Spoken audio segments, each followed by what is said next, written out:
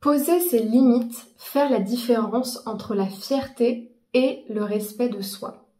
Bonjour à toutes, j'espère que vous allez bien. Je suis très heureuse de vous retrouver aujourd'hui pour ce nouveau sujet qui me paraît très important au sujet de l'affirmation de soi, mais aussi dans l'équilibre de ses relations, aussi bien dans l'amitié que dans l'amour, de manière générale dans la sphère intime, mais ça peut être aussi dans d'autres relations. Parce que bien souvent, quand on a envie de poser ses limites, de s'affirmer, on peut tomber dans une sorte d'exigence ou de rigidité qui fait que on s'isole de ses relations parce qu'on pose des limites à tout va, mais qui sont plutôt de la fierté et de la méfiance que réellement des choses légitimes et qui quelque part font que les autres s'éloignent aussi de vous. Donc ça me semble vraiment très important, notamment dans le couple et dans l'amitié. Je précise parce que c'est des relations qui sont tellement intimes que quelque part ça vient toucher des vulnérabilités, et qui dit vulnérabilité dit protection, qui dit protection dit aussi quelque part ne pas forcément être toujours juste dans ce qu'on demande à l'autre. Pour les personnes qui ne me connaissent pas, je me présente, je m'appelle Chloé Mercart, je suis coach, maître praticienne en programmation neurolinguistique et également en hypnose ericksonienne. J'ai créé CME+ en 2019 avec l'ambition de vous accompagner à déployer votre puissance personnelle et à reprendre votre pouvoir intérieur. Pour moi, pour pouvoir écrire sa légende, créer une vie extraordinaire, il faut apprendre à s'aimer soi-même et à être en paix dans ses relations avec les autres. Et c'est ce que je vous transmets dans mes coachings, mes contenus, mes formations. Si vous n'êtes pas encore abonné, je vous invite à le faire maintenant en cliquant sur le bouton s'abonner et en activant bien la cloche des notifications pour recevoir régulièrement dans la semaine des nouveaux contenus sur ces sujets-là. D'ailleurs, pour les femmes qui m'écoutent, qui sont célibataires et qui ont envie de travailler sur elles pour améliorer leur rencontre amoureuse, j'ai créé une formation offerte qui s'intitule « Incarner la femme sensationnelle, lumineuse et unique qui l'épousera » et qui est disponible en description de cette vidéo. C'est le deuxième lien proposé. Vous remplissez le formulaire et vous la recevrez directement par mail. Vous aurez plusieurs vidéos avec justement des conseils de coach, des outils à mettre en pratique pour travailler sur vous-même. Alors pourquoi est-ce que j'ai voulu faire ce sujet entre la fierté et le respect de soi ? Parce que c'est vraiment quelque chose qui me tient à cœur dans les relations amicales et surtout dans le couple.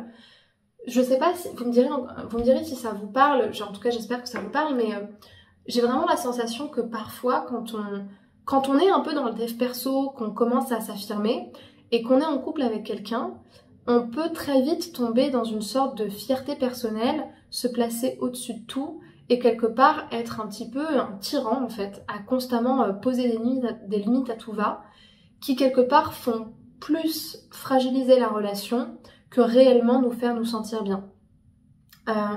Par exemple, ça pourrait être, vous savez, toutes ces limites où on reproche la moindre chose à l'autre, alors qu'en réalité on pourrait très bien le comprendre, on pourrait très bien se mettre à sa place, ça nous impacte pas plus que ça, et surtout, ça nous demanderait de mettre un tout petit peu plus d'eau dans notre vin, sauf que comme on a l'impression que si on fait ça, on va pas se respecter ou on va pas être respecté, on le fait pas.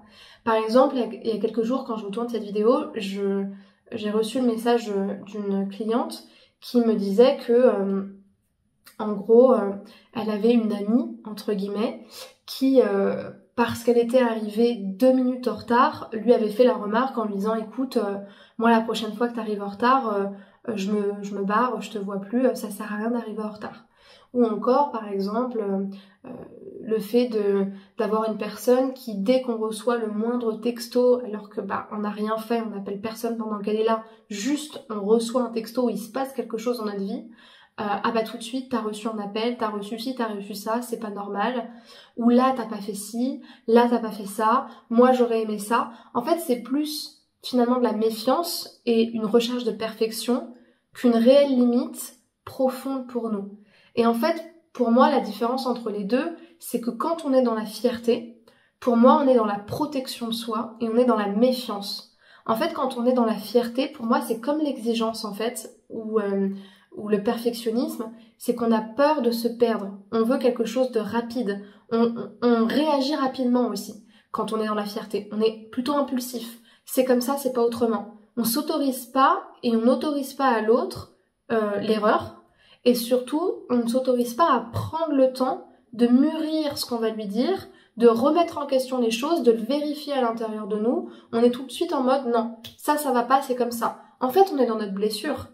Et pourquoi je dis qu'on est dans la méfiance de l'autre? Parce que quelque part, quand on a besoin de se protéger de tout, quitte à s'isoler de la relation pour avoir un semblant de respect de soi, bah, il faut être absolument dans un manque de confiance en soi et dans un manque de confiance en l'autre pour avoir besoin de ce mécanisme-là pour se sentir rassuré. Et à l'inverse, pour moi, quand on est dans le respect de soi, dans l'écologie, dans l'alignement intérieur, c'est qu'on est dans une forme de justesse. Et c'est aussi que quelque part, on sait bien que si on pose pas la limite, pour le coup, ce sera pas juste pour nous. Ce sera ni juste pour nous, ni pour la relation. Et on sait que la manière qu'on a de le dire, vous voyez, rien que dans la manière dont j'en parle, en m'alignant, en me synchronisant avec ça, il y a une forme de réflexion, il y a quelque chose qui s'est mûri, il y a une maturité à ce qu'on est en train de dire. C'est beaucoup plus lent, quelque chose qu'on intériorise plus, peut-être qu'on prend plus de temps à réfléchir. Et surtout, on n'est pas dans le besoin de se défendre de l'autre, mais dans le besoin quelque part juste de se respecter soi-même et d'être vraiment à l'écoute de ce qui est important pour nous. C'est aussi des limites qui sont moins superficielles. Par exemple, si votre ami arrive 5, 10, 15 minutes en retard, est-ce que vraiment ça vaut le coup de lui faire la remarque à chaque fois, en réalité? Quand vous savez, ça c'est un vrai sujet, hein. Quand vous savez que vous avez une personne, on a tous des caractéristiques. Des personnes qui sont compliquées mentalement, d'autres qui sont plutôt simples, d'autres qui arrivent tout le temps en retard, d'autres tout le temps en avance, d'autres tout le temps comme ci, d'autres tout le temps comme ça. Quand vous savez que votre partenaire il est comme ça, est-ce que vraiment ça vaut le coup de remettre la relation en question alors que vous savez que les choses, elles sont pas si graves que ça, mais potentiellement elles vont pas changer? En vrai, quand on y réfléchit. C'est vraiment une réflexion à se poser. Si ça vous correspond pas et que vraiment ça vous transcende, ça vous traverse de poser cette limite-là à ce moment-là, faites-le. Mais quand c'est quelque part quelque chose pour se défendre alors qu'on n'en aurait pas vraiment besoin et que ça tue la relation pour des choses superficielles qui sont pas très graves, pour moi on est plutôt dans la fierté, dans l'orgueil, dans la méfiance de soi et du coup on se choisit soi mais on choisit pas la relation. Voilà, et c'est pas forcément en réalité hyper pertinent en plus. J'espère que ça vous aura plu, que je puisse vous parler de ça, que ça vous aura parlé. Si c'est le cas, je vous invite à évaluer positivement le contenu que vous venez d'entendre. Et pour les personnes qui veulent réserver une séance de coaching avec moi ou qui veulent me contacter pour un accompagnement, je vous invite à aller dans la description de la vidéo, à cliquer sur le premier lien qui est proposé et à réserver justement un appel de 15 minutes avec moi pour pouvoir justement me parler de votre problématique, de votre objectif, que je vous explique comment je travaille et si je sens que je peux vous accompagner, je vous proposerai à ce moment-là une première séance d'1h30 avec mes outils d'accompagnement. Donc tout ça est en description. Et pour les personnes qui recherchent plutôt une formation ou un programme en ligne, donc un programme de formation en ligne, je vous invite aussi à regarder dans la description puisque vous allez trouver un certain nombre de programmes, donc des programmes qui sont assez courts, très pratico-pratiques, efficaces et aussi très accessibles au niveau du prix pour pouvoir travailler sur soi sans se ruiner. Mais aussi il y a un programme complet sur la dépendance affective qui s'appelle Confiante, indépendante et envoûtante, qui dure de 3 à 6 mois et qui vous invite à renforcer votre estime de vous pour trouver l'amour et ne plus être dans la dépendance émotionnelle. Donc je vous laisse regarder tout cela dans la description de cette vidéo et à pouvoir choisir l'option qui vous conviendra le mieux. Et pour terminer, je vous invite à me rejoindre sur les réseaux sociaux, Instagram, TikTok, Spotify, YouTube, Facebook. Vous avez tous mes identifiants juste là et notamment en description si vous avez envie de me joindre et de les retrouver. Instagram, vous pouvez m'écrire en privé, tout comme TikTok, je réponds à mes messages. Facebook aussi, vous pouvez m'écrire. Et surtout, je suis très présente sur ces réseaux-là, que ce soit avec des lives quotidiens ou à travers des stories, des messages que je fais passer. Voilà.